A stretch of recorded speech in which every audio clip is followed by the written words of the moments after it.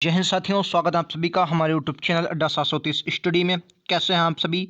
आज शुरुआत करने वाले हैं भारतीय इतिहास में। टॉपिक वाइज में हम लोग दक्षिण भारत के इतिहास पर चर्चा करेंगे और उसमें संगम युग के बारे में जानेंगे। संगम युग में आपको पता होगा 3 शासक हमें देखने को मिलते हैं, चेल, चोल और पांड्य।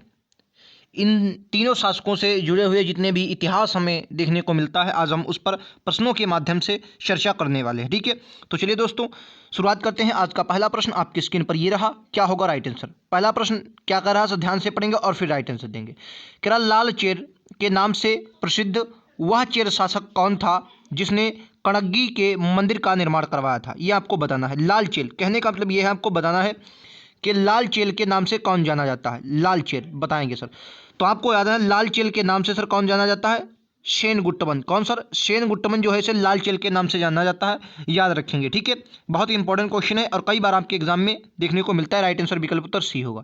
नेक्स्ट प्रश्न आपकी स्क्रीन पर ये रहा, राइट आंसर क्या होगा बताना है।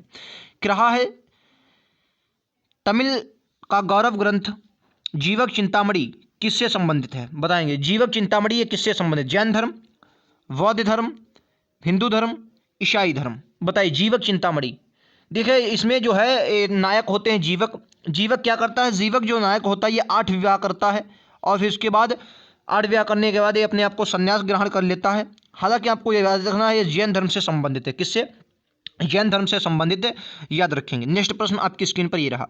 दोस्तों ऐसे ही प्रश्न आपके एग्जाम में जैसे ही प्रश्न आएंगे मैं वही प्रकार से क्वेश्चनों को लेकर आया हूँ।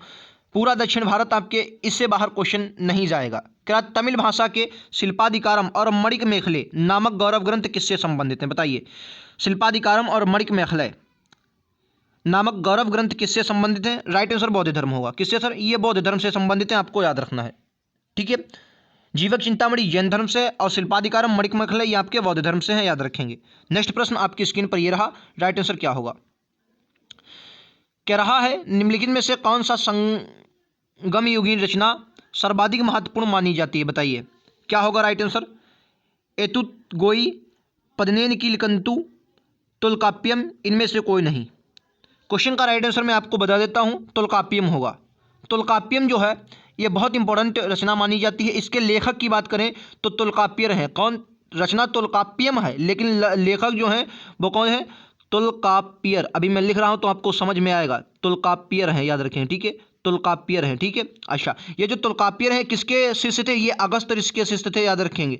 अगस्त ऋषि के, जिनके संरक्षण में प्रथम बौद्ध संगीत हुई थी, अगस्त ऋषि, सॉरी बौद्ध संगीत कह रहा हूँ, जो अब संगम संगीत होती थी।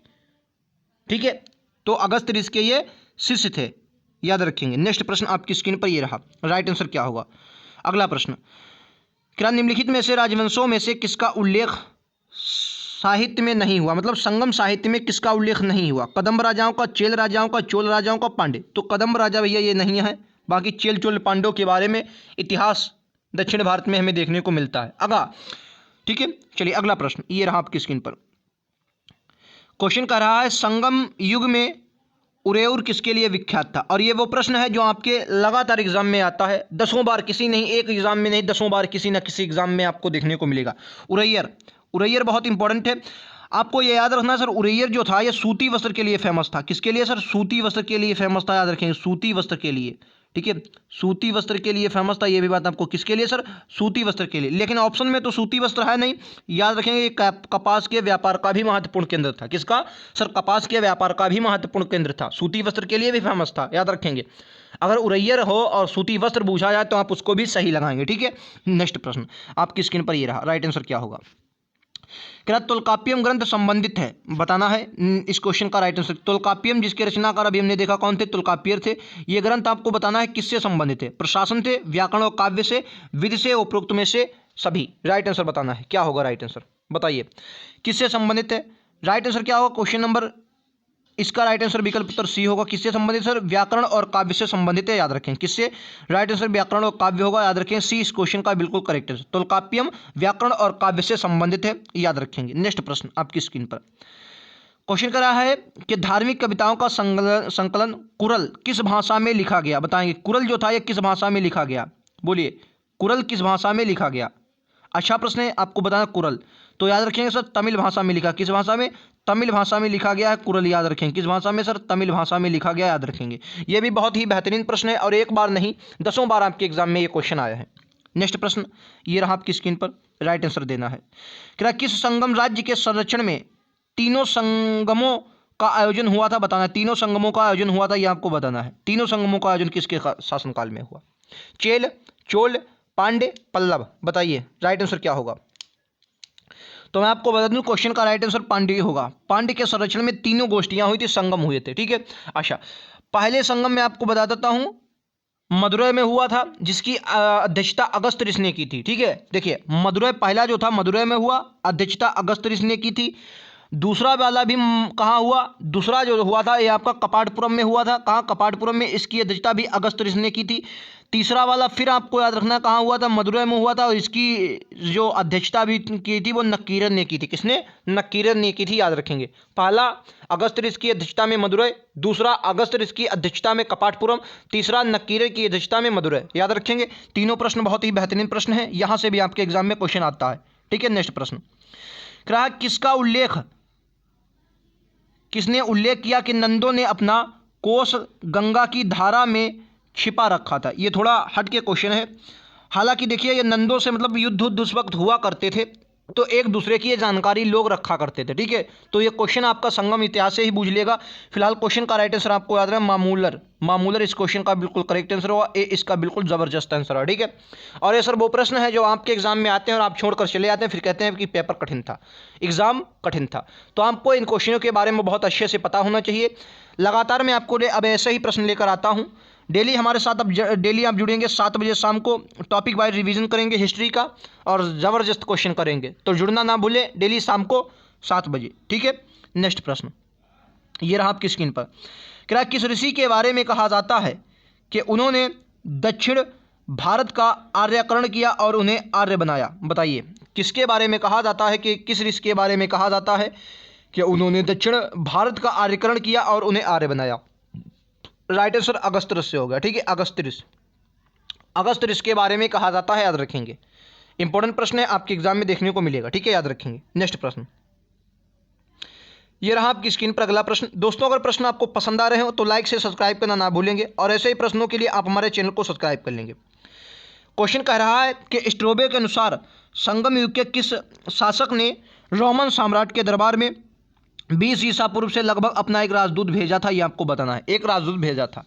स्ट्रोबे के अनुसार संगम युग के किस वंश के शासक ने रोमन साम्राज्य के दरबार में 20 ईसा पूर्व के लगभग अपना एक राजदूत भेजा था? क्वेश्चन का राइट आंसर पांड्य नरेश होगा। किसमें? पांड्य नरेश। अच्छा एक बात और भी याद रखना, पांड्य नरेशों के दरबार में सर मेगस्थनीज भी आया था। मेगस्थनीज जो था ये पांड्य नहीं, मेगस्थनीज आई एम सॉरी, कौन, क्या नाम उसका यार, होयनसांग, ठीक है। होयनसांग हर्षवर्धन के समय आया, होयनसांग कांची आया था, वो पल्लवों के समय आया था। होयनसांग जो था वो कांची आया था पल्लवों के समय, लेकिन मेगस्थनीज, हाँ मेगस्थनीज ही आया था इनके समय। कहाँ पर आया था? पांडवों में आया था। और इसी ने कहा था कि जो पांड्य है ये मोतियों के लिए फेमस है, याद रखेंगे, ठीक है। मोतियों के लिए, और पूछा जाए आपके एग्जाम में कि प्राचीन में मोतियों के लिए कौन फेमस था? किसके लिए सर? मोतियों के लिए। तो क्या बताएंगे? पांड्य राजा ही मोतियों के लिए फेमस थे, ये भी बात आपको याद रखनी। कौन? पांड्य राजा। नेक्स्ट प्रश्न आपकी स्क्रीन पर ये रहा, राइट आंसर क्या होगा बताएं। क्या तमिल काव्य का इलियड किसे कहा जाता है? तमिल काव्य का इलियड किसे कहा जाता है? तुल्कापियम को, कुरल को, शिल्पाधिकारम, मणिकमेखले। तमिल काव्य का इलियड किसे कहा जाता है बताएंगे? तो याद रखेंगे तमिल काव्य का इलियड शिल्पाधिकारम को कहा जाता है। शिल्पाधिकारम के रचयिता कौन है? इंग्लो आदिकल। शिल्पाधिकारम के कौन है? इंग्लो आदिकल, याद रखेंगे। इंग्लो आदिकल, आदिकल है, ठीक है, याद रखेंगे। इंग्लो आदिकल, ठीक है। इंग्लो आदिकल किसके हैं? शिल्पाधिकारम के हैं। अच्छा एक बात है, तोल्कापियम मैंने आपको बताया जी अगस्त ऋषि के जो शिष्य थे तोल्कापियम, लेकिन ये बात आपको याद रखनी है, जो प्रचलित हुई थी तोल्कापियम, ये दूसरी वाली जो गोष्ठी हुई थी जिसकी अध्यक्षता अगस्त ऋषि ने की थी कपाटपुरम में, उसमें ही ये प्रचालित की गई थी। आपको ये भी याद रखना, क्योंकि इसमें कवियों जो वो मतलब ये था, जो गोष्ठियाँ होती थी उसमें अपनी लोग रचनाएं लिखा करते थे और जिसकी रचनाएं मान्य होती थी उसको प्रकाशित किया जाता था। तो जो तोल्कापियम जो थी ये दूसरी वाली वो उसमें संगीत में आई थी। आपको याद, जब दूसरी मीटिंग हुई उसमें ये आई थी तोल्कापियम, याद रखेंगे। इस क्वेश्चन का फिलहाल राइट आंसर शिल्पाधिकारम होगा और शिल्पाधिकारम के लेखक इंग्लो आदिकल है, ठीक है यार। अच्छा शिल्पाधिकारम के बारे में आपको बहुत ज़रूरी पढ़ना चाहिए। देखिए शिल्पाधिकारम ये होता है एक मुझे इस वक्त याद नहीं है, एक नायक होता है कोवलन, हाँ कोवलन नायक होता है, ठीक है। कोवलन कोवलन जो होता है, कोवलन नायक होता है, मैं आपको बताता हूँ। अच्छा, कोवलन क्या होता है? कोवलन जो होता है एक नायक होता है, कोवलन, ठीक है। अच्छा, कोवलन क्या करता है, एक अपनी मतलब जो पत्नी होती है कणग्गी, कणग्गी की अपेक्षा करते हुए माधवी नामक वेश्या से ये प्रेम करता है। कौन? कोवलन। अच्छा, कोवलन जो है माधवी नामक वेश्या से प्रेम करता है, तो उसी पर इंग्लो आदिकल जो शिल्पाधिकारम है उसी पर लिखी गई। अच्छा, ये मणिक मेखले क्या है? अब भैया कोवलन और मैंने अभी बताया कौन, कोवलन और जिससे वो प्रेम करता था, उन दोनों से एक स्त्री, एक लड़की पैदा होती है जिसको क्या कहते हैं सर? मणिक मेखले। उसी के जीवन, साहसी जीवन पर जो लिखी गई उसके क्या कहते हैं सर? मणिक मेखले, उसी को कहते हैं, ठीक है, याद रखेंगे। नेक्स्ट प्रश्न आपकी स्क्रीन पर ये रहा, राइट आंसर क्या होगा? क्या तमिल काव्य का उड़ीसी किसे कहा जाता है? बताएंगे। तमिल काव्य का उड़ीसी किसे कहा जाता है? बताएंगे। तमिल काव्य का उड़ीसी याद रखें, कुरल को कहा जाता है। किसे? कुरल को कहा जाता है तमिल काव्य का उड़ीसी, याद रखेंगे। बेहतरीन प्रश्न है, आपके एग्जाम में देखने को मिलता है। नेक्स्ट प्रश्न, क्या पुहार कावेरी पंतम की स्थापना किसने की थी? बताइए, पुहार कावेरी पंतम की स्थापना किसने की थी? अच्छा प्रश्न है। अच्छा, जो पुहार था ये बंदरगाह भी था, ठीक है, ये बंदरगाह था। और ये किसका बंदरगाह था? आपको याद है, पुहार जो था, और पुहार कावेरी पत्तम ये राजधानी भी थी, और पुहार ये बंदरगाह था। ये किसका? चोलों का था बंदरगाह, याद रखेंगे, ठीक है। अभी मैं मुजरिस आपको पढ़ाऊंगा, ठीक है। जो था ये पुहार, ये चोलों का बंदरगाह था, याद रखेंगे। किसका? चोलों का बंदरगाह था, ठीक है, चोलों का, याद रखें, चोलों का।